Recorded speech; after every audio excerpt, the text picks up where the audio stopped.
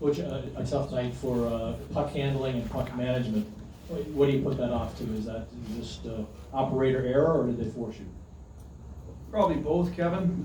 Some of it's certainly operator error. In the back end, you have some younger guys that are still sorting their way through playoffs. Obviously, two guys are playing their first game. Grizz and Charlie haven't been around that long, so there could have been some nerves. I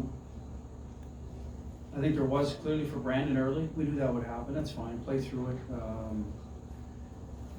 The other guys tried to force it a little bit. Maybe turn down some opportunities to make an easier play, especially in the offensive end of it. The offensive blue line, opportunity on a 2-on-1 we had with Grizz. Next thing you know, it's in our net. So some of that, hopefully they learned that you're going to have to make a quicker decision with it. And that's, again, individual based and what Toronto, how they played it, a fast team. So, I mean, that shouldn't be a surprise. So really on us to get that message across better Saturday.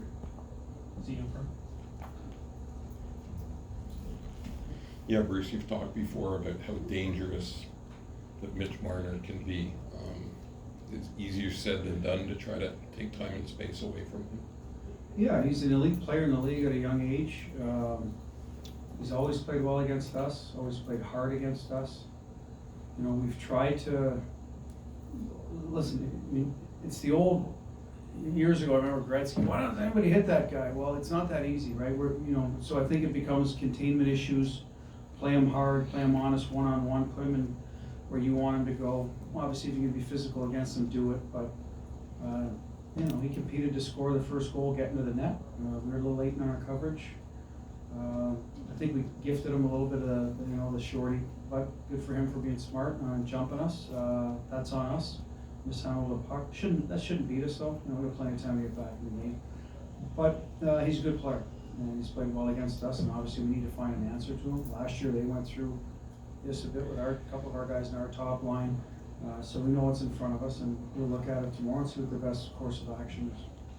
Bruce, it comes as advertised with the speed there, but we've surprised by the magnitude of their physicality in terms of how they played harder. I was asked that the other day. I mean, what's going to be they're a year older. They've been through it.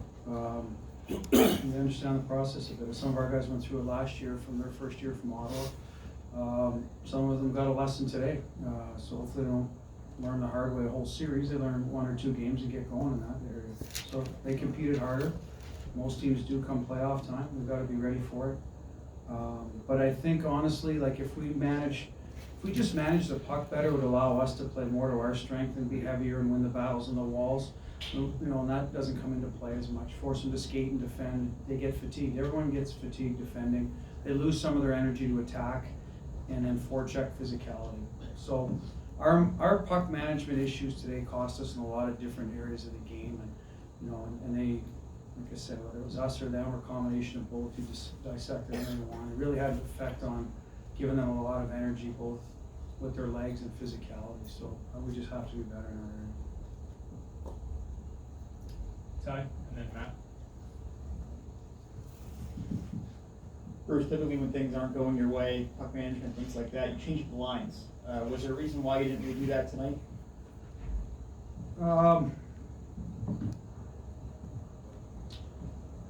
We lost Jake for a little bit, so that affected us a little in the second.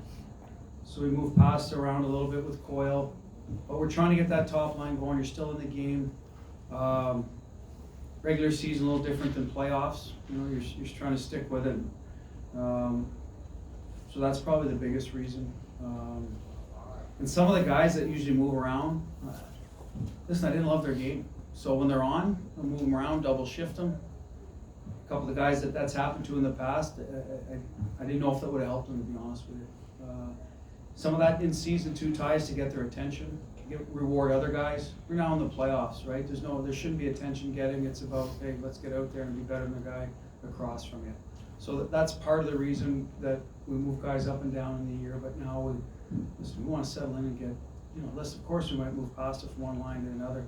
We did a little bit, but like I said, I didn't think he has his best games, and I didn't have his legs under him. So for whatever reason, that I just didn't use that club much tonight. Yeah.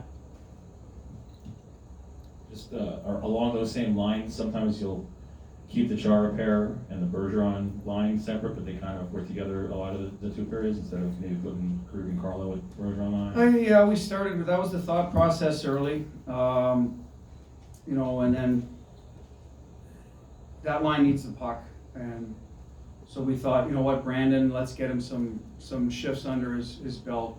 So we went with Z and Charlie. And sure enough, it ends up in our net, our best line in our zone. So, you know, sometimes the best laid plans, I should have stuck with it in hindsight, so shame on me. But having said that, we still had our best pair and our best forward line out there against them in our end. So, you know, you hope that they can get the job done. Give credit to Toronto, they made a good play. They won a 50-50 puck. They got it to the net, beat us to a loose puck.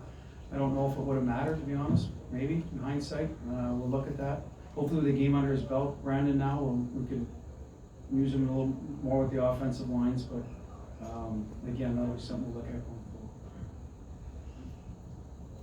On the Marner breakaway, is there a conventional wisdom there on whether you want your guy to haul him down to get to the penalty shot, or would you be more inclined to say, you know, let him go, he's raced 2/3 of the ice here, maybe he's tired? Yeah, I you know, we didn't skate our routes in the entry first. You know, first that's where it started. I mean, Jake should be driving wide. Torrey's right behind him, so there's a little miscommunication there. Probably get in clean.